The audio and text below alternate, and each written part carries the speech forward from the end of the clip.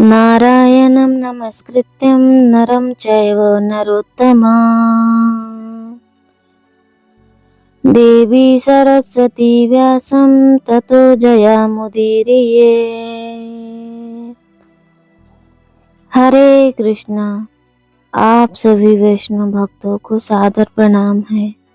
तो विष्णु पुराण कथा श्रृंखला में आपका बहुत बहुत स्वागत है। तो विष्णु पुराण कथा श्रृंखला के प्रथम अंश में अभी तक हमने 14 अध्याय का श्रवण किया है। आज हम श्रवण करेंगे 15वें अध्याय का। तो अभी तक हमने 14 अध्याय का श्रवण कर लिया है। चलते हैं 15वें अध्याय की ओर।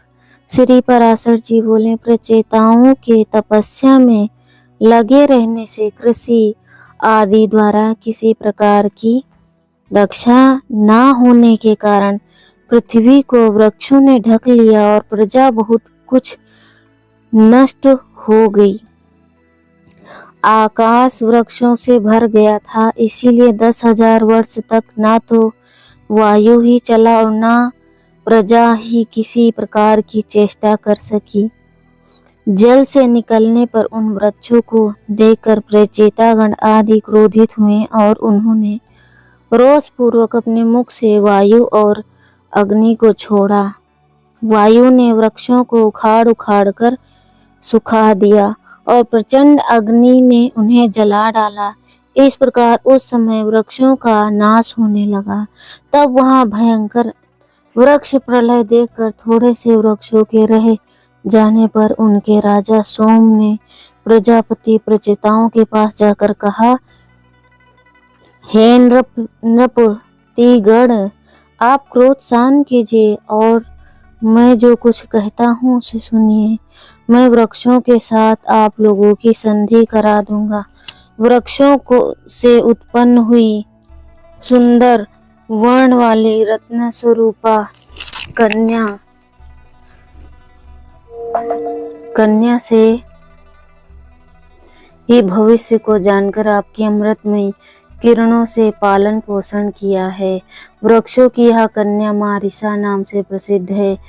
यह महाभागा इसलिए ही उत्पन्न की गई है, निश्चय ही तुम्हारे वंश को आगे बढ़ाने वाली तुम्हारी भार्या हो।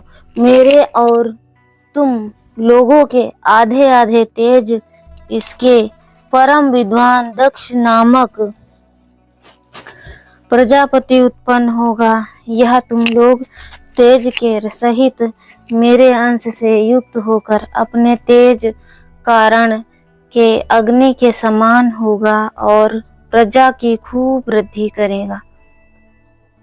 पूर्व काल में वेताओं में श्रेष्ठ एक कंडू नामक मुनीश्वर थे। उन्होंने गोमती नदी के परम रमणीक तट पर घोर तप किया। तब इंद्र ने उन्हें तपोभ्रष्ट करने के लिए प्रमोलचा नाम की उत्तम अप्सरा को नियुक्त किया। उस मंजू हंसिनी ने उन ऋषि को विचलित कर दिया। उसके द्वारा क्षुब्ध होकर वे 100 से भी अधिक वर्ष तक विषयासक्त चित्त से मंद्राचल की कंदराओं में रहे। तब हे महाभाग, एक दिन उस अप्सरा ने कंडू ऋषि से कहा, हे ब्राह्मण, मैं अब स्वर्गलोक को जाना चाहती हूँ, आप प्रसन्नता पूर्वक मुझे आज्ञा दीजिए। उसके ऐसा कहने पर उसमें आसक्त चित्त हुए मुनि ने कहा, भद्रे, अभी कुछ दिन और रहो। उसके ऐसा कहने पर उस सुंदरी ने महात्मा कंडू के साथ अगले 100 वर्ष तक रहकर नाना प्रकार के भोग भोगे। तब भी उसके यह पूछने पर, भगवान, मुझे स्वर्गलोक को जाने की आज्ञा दीजिए। ऋषि ने कहा कि अभी और ठहरो। तदनंतर 100 वर्ष कुछ अधिक बीत जाने पर उस सुमुखी ने प्राण युक्त मुस्कान से सुशोभित वचनों से फिर कहा, ब्राह्मण, अब मैं स्वर्ग को जाती हूँ। यह सुनकर उस मुनि उस विशालाक्षी को आलिंगन कर कहा, अयि शुभ्रू, अब तो तू बहुत दिनों के लिए चली जाएगी, इसलिए क्षण भर तो ठहर। तब वह सुश्रोषणी सुंदर कमर वाली उस ऋषि के साथ क्रीड़ा करती हुई 200 वर्ष और कुछ कम और रही। हे महाभाग, इस प्रकार जब वह सुंदरी देवलोक को जाने के लिए कहती, तभी कंडू ऋषि उससे यही कहते हैं, अभी ठहर जा। मुनि के इस प्रकार कहने पर प्रणय भंग की पीड़ा को जानने वाली उस दक्षिणा ने अपने दक्षिण वश तथा मुनि के शाप से भयभीत होकर उन्हें ना छोड़ा। दक्षिणा नायिका का लक्षण इस प्रकार है, अन्य नायक में आसक्त रहते हुए जो अपने पूर्व नायक को गौरव, भय, प्रेम और सद्भाव के कारण ना छोड़ती, उसे दक्षिणा जानना चाहिए। दक्षिणा के गुण को दक्षिण्य कहते हैं तथा उन महर्षि महोदय भी कामासक्त चित्त से उसके साथ अहर्निश रमण करते करते उसमें नित्य नूतन प्रेम बढ़ता गया। एक दिन मुनिवर बड़ी शीघ्रता से अपनी कुटी से निकले। उनके निकलते समय वह सुंदरी बोली, आप कहाँ जाते हैं? इसके इस प्रकार पूछने पर मुनि ने कहा, हे सुबह, दिन अस्त हो चुका है, इसीलिए मैं संध्या तपो उपासना करूंगा, नहीं तो नित्य क्रिया नष्ट हो जाएगी। तब उस सुंदर दांतों वाली उस मुनीश्वर से हंसकर कहा, हे सर्वधर्मज्ञ, क्या आज ही आपका दिन अस्त हुआ है? हे विप्र, अनेकों वर्षों के पश्चात आज आपका दिन अस्त हुआ है, इसलिए कहिए किसको आश्चर्य न हो। तो भद्रे, नदी के इस सुंदर तट पर तुम आज सवेरे ही तो आई हो। मुझे भली प्रकार स्मरण है, मैंने आज ही तुमको अपने आश्रम में प्रवेश करते देखा है। अब दिन के समाप्त होने पर यह संध्या काल हुआ है, फिर तो सच कहो, ऐसा उपहास क्यों करती हो? तो प्रमोलचा बोली, ब्राह्मण, आपका यह कथन है कि तुम सवेरे ही आई हो, कहीं ठीक ही है, इसमें झूठ नहीं है, परंतु उस समय को तो आज सैकड़ों वर्ष बीत चुके हैं। तब उस विप्र ने सोमने कहा कि उस विप्र ने विशालाक्षी से कुछ गड़गड़ाहट पूछा, अरे भीरू, ठीक ठीक बता, तेरे साथ रमण करते मुझे कितना समय बीत गया? अब तक 907 वर्ष 6 महीने 3 दिन और बीत चुके हैं। ऋषि बोले, अई भीरू, यह तू ठीक कहती है, यह हे सुबह मेरी हंसी करती है। मुझे तो ऐसा ही प्रतीत होता है कि मैं इस स्थान पर तेरे साथ केवल एक ही दिन रहा हूँ। तो प्रमोलचा बोली, हे ब्राह्मण, आपके निकट में झूठ कैसे बोल सकती हूँ? और फिर विशेषतया उस समय जब कि आज आप अपने धर्म मार्ग का अनुसरण करने में तत्पर होकर मुझसे पूछ रहे हैं। सोम ने कहा, हे राजकुमारो, उसके ये सत्य वचन सुनकर मुनि ने मुझे धिक्कार है ऐसा कहकर स्वयं ही अपने आप को बहुत भला बुरा कहा। मुनि बोले, ओ मेरा तप नष्ट हो गया, जो ब्रह्म वेताओं का धन था लुट गया, विवेक बुद्धि मारी गई। ओहो, स्त्री को तो किसी ने मोह उपजाने के लिए ही रचा है। मुझे अपने मन को जीतकर 6 उर्मियों से अतीत पर ब्रह्म को जानना चाहिए। जिसने मेरी इस प्रकार की बुद्धि को नष्ट कर दिया है, उस काम रूपी महाग्रह को धिक्कार है। क्षुधा, पिपसा, लोभ, मोह, जरा और मृत्यु 6 उर्मियां हैं। नरक ग्राम के मार्ग रूप इस स्त्री के संग से वेद्य भगवान की प्राप्ति के कारण मेरे समस्त व्रत नष्ट हो गए। इस प्रकार उन धर्मज्ञ मुनिवर ने अपने आप ही अपनी निंदा करते हुए वहां बैठी हुई अप्सरा से कहा, अरे पापिनी, अब तेरी इच्छा जहां हो चली जा। तूने अपनी भाव भंगी से मुझे मोहित करके इंद्र का जो कार्य किया था वो पूरा कर लिया। मैं अपने क्रोध से प्रज्वलित हुए अग्नि द्वारा तुझे भस्म नहीं करता हूँ, क्योंकि सज्जनों की मित्रता 7 पग 7 रहने से हो जाती है, और मैं तो इतने दिन तेरे साथ निवास कर चुका हूँ, अथवा इसमें तेरा दोष भी क्या है जो मैं तुझ पर क्रोध करूं? दोष तो सारा मेरा ही है, क्योंकि मैं बड़ी ही अजितेंद्रिय हूँ। मैं बहुत ही अजितेंद्रिय हूँ। तू महामोह की पिटारी और अत्यंत निंदनीय है। हाय, तूने इंद्र के स्वार्थ के लिए मेरी तपस्या नष्ट कर दी। तुझे धिक्कार है। सोम ने कहा, हे महर्षि, उस सुंदरी से जब तक ऐसा कहते रहे तब तक भय के कारण पसीने से सराबोर होकर अत्यंत कांपती रही।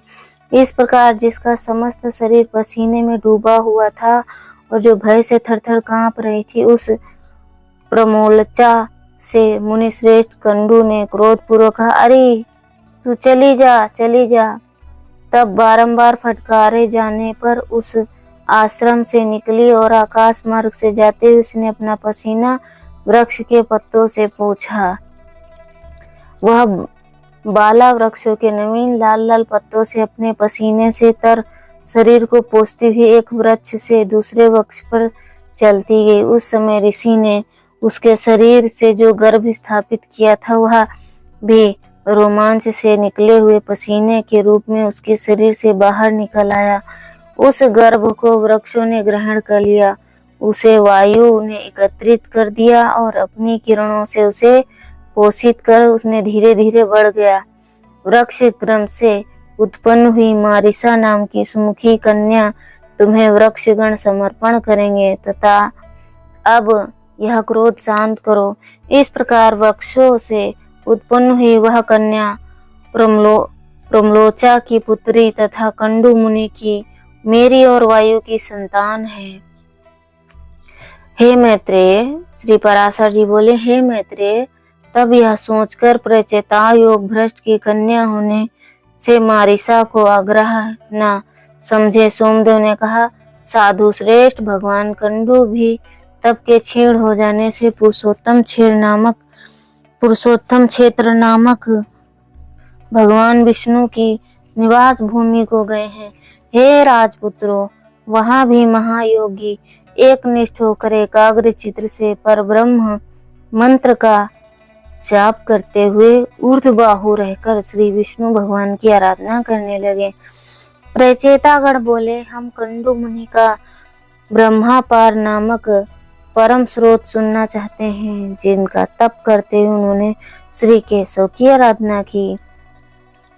सोम उवाच, सोमले, परम पारम परम विष्णु पर परा परा परभ्या परु मार्थ रूपी सा ब्रह्मा परा पराभूता या परामणि परहा।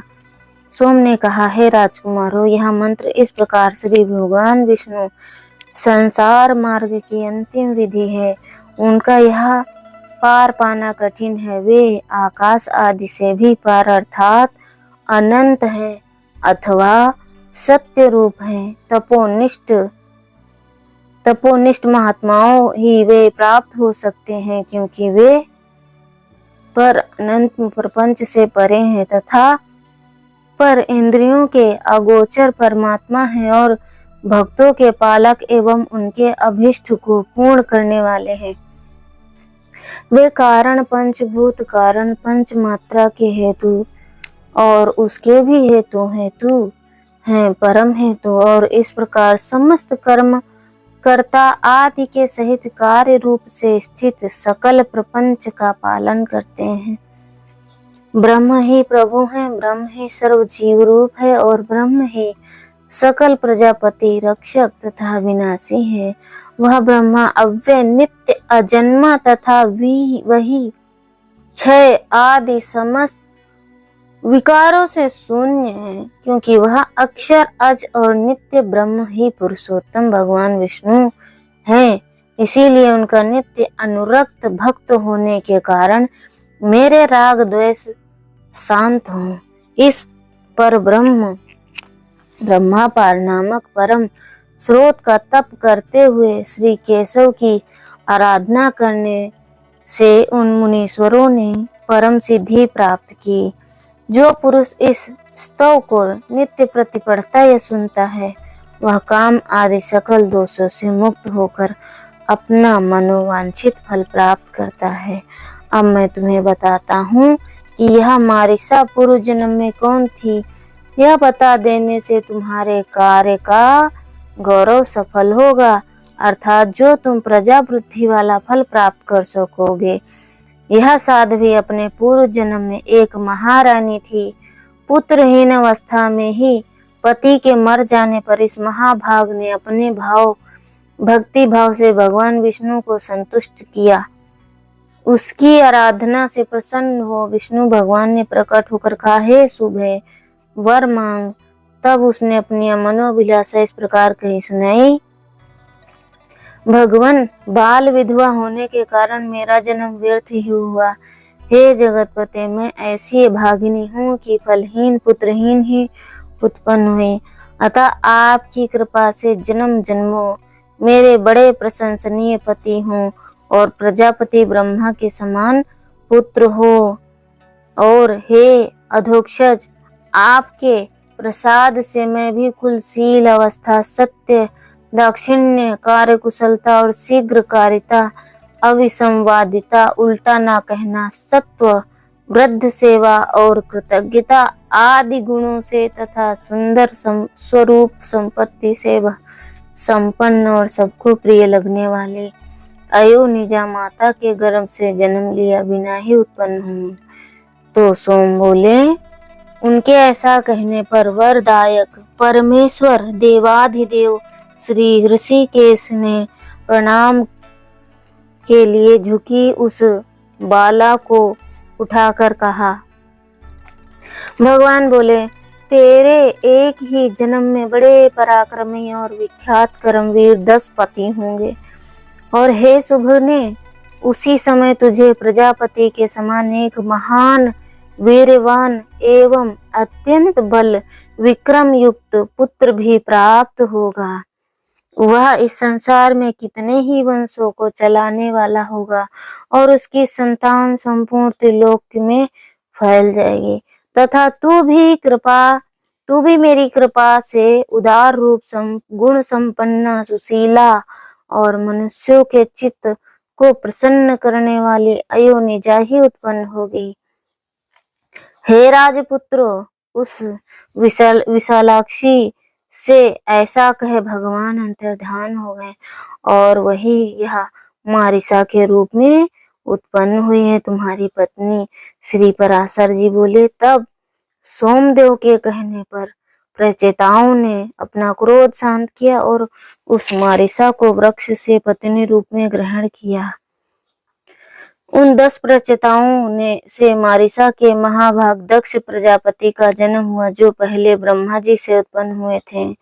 हे महामते, उन महाभाग दक्ष ने ब्रह्मा जी की आज्ञा पालते हुए सर्ग रचना के लिए उद्यत होकर उन्होंने अपनी सृष्टि बढ़ाने और संतान उत्पन्न करने के लिए नीच उच्च तथा द्विपद, चतुष्पद आदि नाना प्रकार के जीवों को पुत्र रूप में उत्पन्न किया।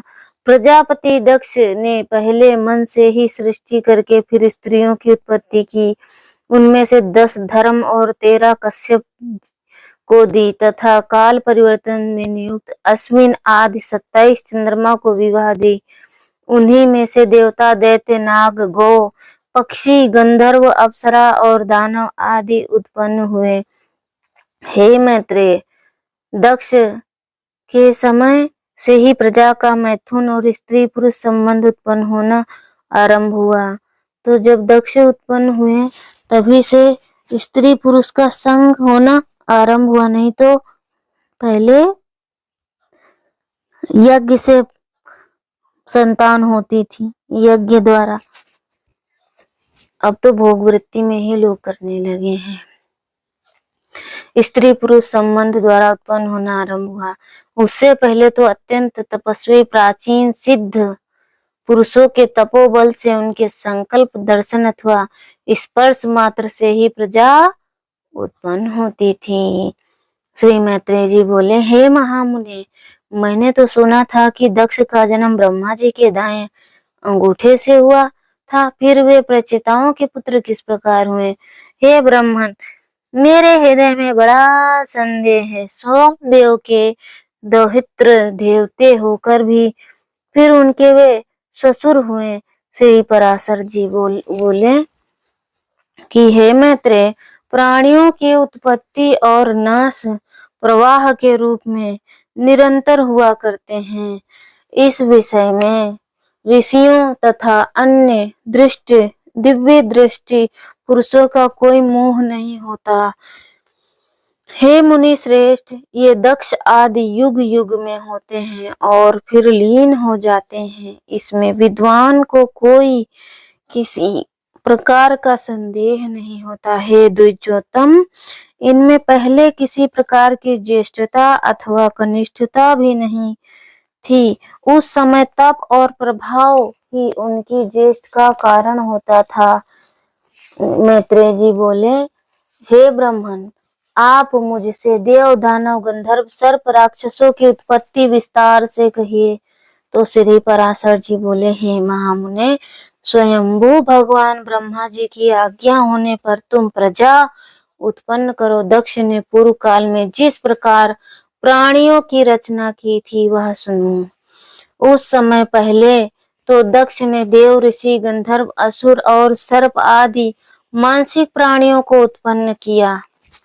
इस प्रकार रचना करते हुए जब उनकी वह प्रजा और न बढ़ी तो प्रजापतियों ने सृष्टि की वृद्धि के लिए मन में विचार कर मैथुन धर्म से नाना प्रकार की प्रजा उत्पन्न करने की इच्छा वीरण प्रजापति की अति तपस्विनी और लोकधारणी पुत्री अश्विनी से विवाह किया।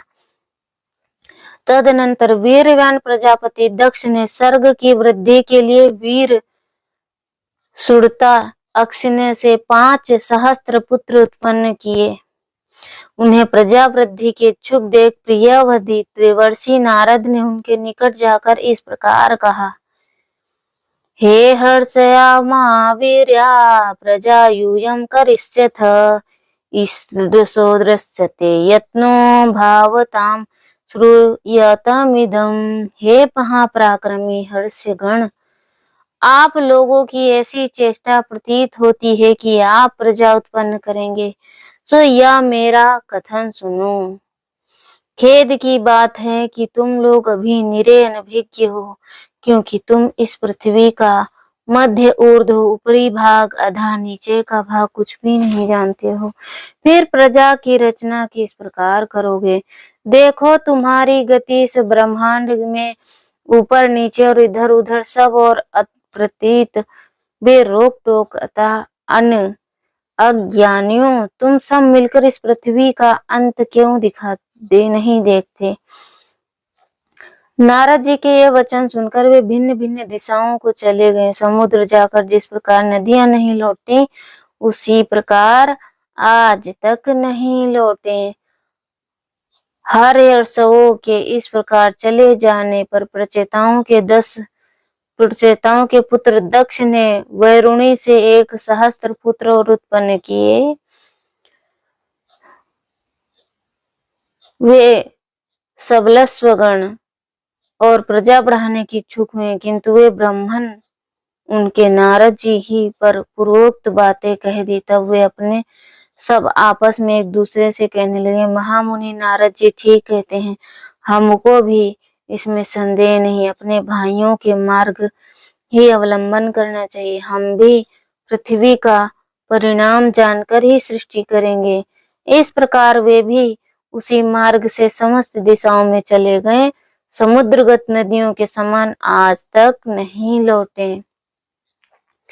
हे द्विज, तब यदि सभी भाई को खोजने के लिए भाई ही जाए तो वह नष्ट हो जाता है। अतः विज्ञ पुरुषों को ऐसा ना करना चाहिए।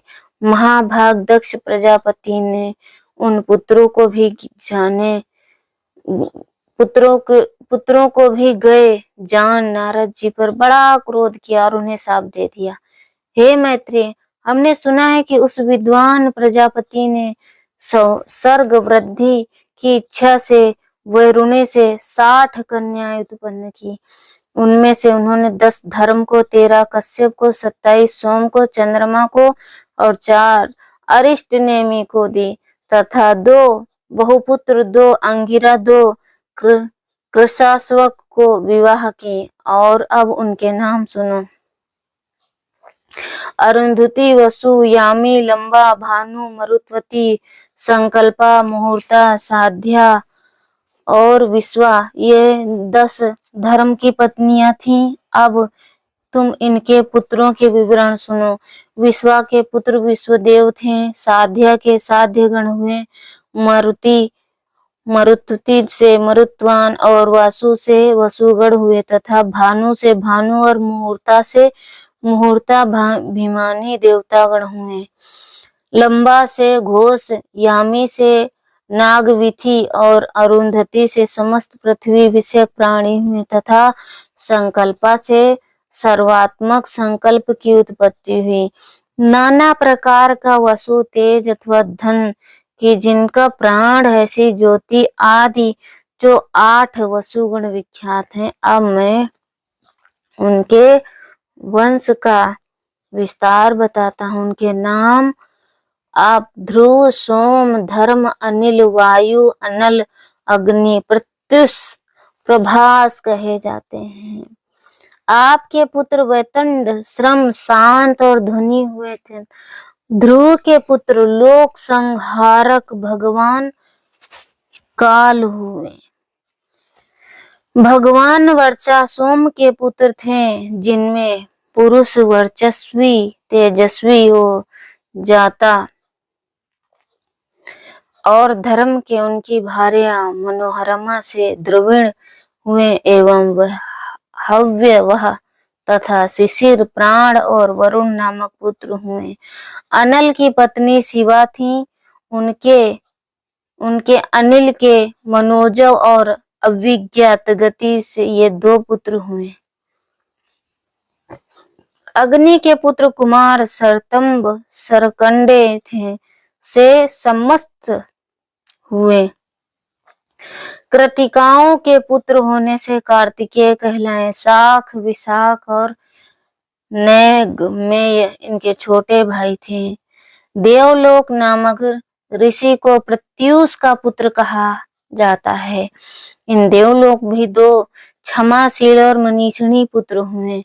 बृहस्पति जी की बहन वर स्त्री जो ब्रह्मचारिणी और सिद्ध योगिनी थी, तथा अनासक्त भाव से समस्त भूमंडल में विचरती थी। 8वें वसु प्रभास की भार्या हुई। उसमें सहस्त्रों शिल्पों कारीगरियों के कर्ता और देवताओं के शिल्पी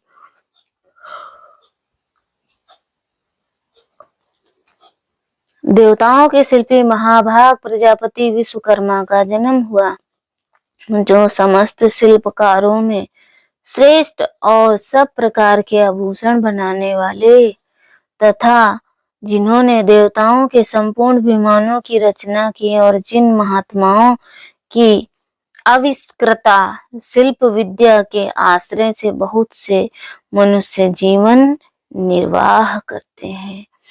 उन विश्वकर्मा के 4 पुत्र हैं। उनके नाम सुनो। वे अजैकपाद, अहिर्बंध, त्वष्टा और परम पुरुषार्थी रुद्र थे। उनमें से त्वष्टा के पुत्र महातपस्वी विश्वरूप थे। हे महामुनि, हर बहुरूप, त्र्यंबक, अपराजित, वृषाकपि, शंभु, कपर्दी, रेवत, मृग्यव्याध, सर्व और कपाली, ये त्रिलोकी के अधीश्वर 11 रुद्र कहे गए। ऐसे सैकड़ों महातेजस्वी 11 रुद्र प्रसिद्ध हैं।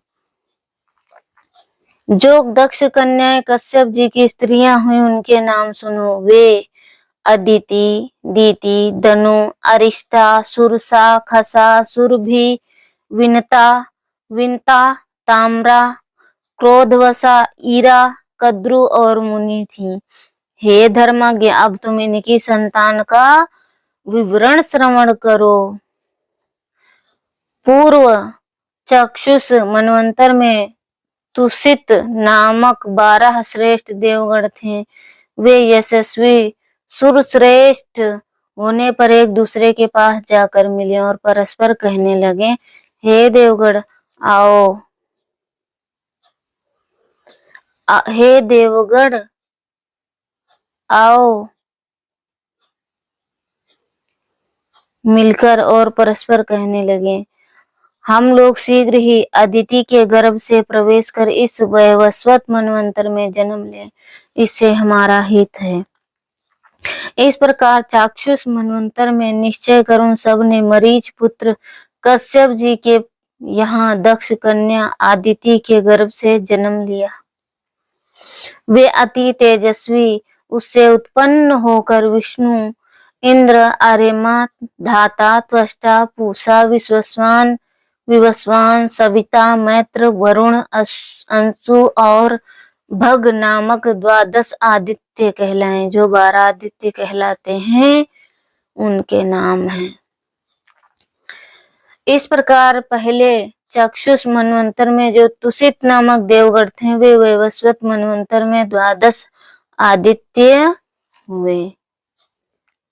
12 आदित्य हुए। सोम की जिन 27 सुवर्ता पत्नियों के विषय में पहले कह चुके हैं वे सब नक्षत्र योगिनी हैं और उनके नाम ही विख्यात हैं। उन अति तेजस्विनियों से अनेक प्रभावशाली पुत्र उत्पन्न हुए। अरिष्टा नेमि की पत्नियों के 16 पुत्र हुए। बुद्धिमान बहुपुत्र की भार्या कपिला, अति लोहिता, पीता, असिता नामक 4 प्रकार की विद्युत कही जाती हैं। अर्थात कपिल भूरी वर्ण की बिजली वायु लाने वाली, अत्यंत लोहित धूप निकलने वाली, पीत वर्ण वृष्टि लाने वाली और सीता श्वेत दुर्भिक्ष की सूचना देने वाली, ब्रह्मर्षियों से सुकृत ऋचिताओं से अभिमानी देव श्रेष्ठ प्रत्यंच गिरा से उत्पन्न हुए तथा शास्त्रों के अभिमानी देव प्रहण नामक देवगण देवर्षि कृशावस की संतान कहे जाते हैं। हे तात 8 वसु, 11 रुद्र, 12 आदित्य प्रजापति शिष्टाकार ये 33 वेदों तख्त देवता अपनी इच्छा अनुसार जन्म लेने वाले। कहते हैं इस लोक में इनकी उत्पत्ति निरोध निरंतर हुआ करते हैं। ये 1000 युग के अंतर में पुनः पुनः उत्पन्न होते रहते हैं। हे मैत्रेय, जिस प्रकार लोक में सूर्य के अस्त और उदय निरंतर हुआ करते हैं उसी प्रकार ये देवगण भी युग युग में उत्पन्न होते रहते हैं। हमने सुना है कि दीति के कश्यप के वीर से परम दुर्जय हिरण्यकश्यप और हिरण्याक्ष का नामक 2 पुत्र तथा सिंहिका नाम की एक कन्या हुई जो विप्रचित्ति को विवाही गई।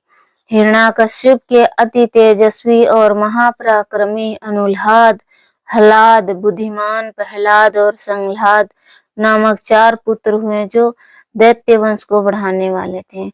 हे महाभाग, उनमें से प्रहलाद जी सर्वत्र समदर्शी और जितेंद्रिय थे, जिन्होंने श्री विष्णु भगवान की परम भक्ति का वर्णन किया, जिनको दैत्यराज द्वारा दीप्त किए हुए अग्नि के उनके सर्वांग में व्याप्त होकर भी हृदय में वासुदेव भगवान के स्थित रहने से नहीं जला पाया। जिस महाबुद्धिमान के पाशबद्ध होकर समुद्र में जल में पड़े इधर उधर हिलने डुलने से सारी पृथ्वी हिलने लगी, जिनका पर्वत के समान कठोर शरीर सर्वत्र सर्वचित्त रहने के कारण दैत्यराज के चलाए हुए अस्त्र शस्त्र से भी छिन्न भिन्न नहीं हुआ। दैत्यराज द्वारा प्रेरित विषाग्नि से प्रज्वलित मुख वाले सर्प भी जिन महातेजस्वी का अंत नहीं कर सके, जिन्होंने भगवत स्वरूपिणी कवच धारण किए रहने के कारण पुरुषोत्तम भगवान का स्मरण करते हुए पत्थरों की मार पड़ने पर भी अपने प्राणों को नहीं छोड़ा। स्वर्ग निवासी दैत्य प्रति द्वारा ऊपर से गिराए जाने पर जिन महामती को पृथ्वी ने पास जानकर बीच में ही अपनी गोद में धारण कर लिया, जिन महाबुद्धिमान के पास बद्ध होकर समुद्र के जल में पड़े इधर उधर हिलने डुलने की सारी पृथ्वी हिलने लगी। जिनका पर्वत के समान कठोर शरीर सर्वत्र भगवत चित्त रहने के कारण दैत्यराज के चलाए हुए अस्त्र शस्त्र से भी छिन्न भिन्न नहीं हुआ। दैत्यराज द्वारा प्रेरित विषाग्नि से प्रज्वलित मुख वाले सर्प भी जिन महातेजस्वी का अंत नहीं कर सके, जिन्होंने भगवत स्मरण रूपी कवच धारण किए रहने के कारण पुरुषोत्तम भगवान का स्मरण करते हुए पत्थरों की मार पड़ने पर भी अपने प्राणों को नहीं छोड़ा। स्वर्ग निवासी दैत्यपति द्वारा ऊपर से गिराए जाने पर जिन महामती के पृथ्वी ने पास जाकर बीचों बीच गोद में धारण कर लिया, चित्त में श्री मधुसूदन भगवान के स्थित रहने से दैत्यराज का नियुक्त किया हुआ सबका पोषण शोषण करने वाला वायु जिनके शरीर में लगने से शांत हो गए। दैत्यों ने दैत्येंद्र द्वारा आक्रमण के लिए नियुक्त उन्मत्त दिग्गजों के दांत जिनके वक्ष स्थल में लगने से टूट गए और उनका सारा मद चूर्ण हो गया। पूर्व काल में दैत्यराज के पुरोहितों की उत्पन्न की हुई कृत्या भी जिन गोविंदन आसक्त चित्त भक्तराज के अंत का कारण नहीं हो सकी, जिनके ऊपर प्रत्युक्त की हुई अति माया हुई संवासुर की हजारों मायाएं श्री कृष्णचंद्र के चक्र से व्यर्थ हो गई, जिन मतिमान और निर्मत्सर दैत्यराज के रसोइयों के लाए हुए हलाहल विष को निर्विकार भाव से पचा लिया, जो इस संसार में समस्त प्राणियों के प्रति समान चित्त और अपने समान ही दूसरों के लिए प्रेम युक्त थे, और जो परम धर्मात्मा महापुरुष सत्य एवं शौर्य आदि गुणों की खानी तथा समस्त साधु पुरुषों के लिए उपमा स्वरूप हुए थे। इति श्री विष्णु पुराणे प्रथमे अंशे पंचदशो अध्याय समाप्त। तो 15वां अध्याय समाप्त होता है। अब हम श्रवण करेंगे 16वां अध्याय। तब तक के लिए श्रवण करें। हरे कृष्णा। ओम नमो भगवते वासुदेवाय।